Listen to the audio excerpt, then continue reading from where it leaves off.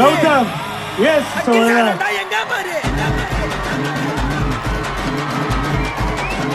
so Gautam is here, the only YouTuber with 7 million followers. And தம்பி ரீசெண்டா ஒரு பாட்டு ஒன்று பாத்தீங்க.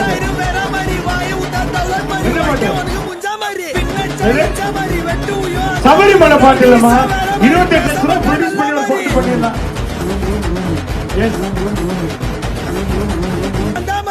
திம்மருக்காரியன் நல்ல பில்டப்பா பேசிட்டு நம்ம ஆல்பம் பேர் எது தலைவர் இந்த மாதிரி வந்து அண்ணா ரொம்ப நன்றிண்ணா உங்களுடைய இன்ட்ரோடக்ஷனுக்கு.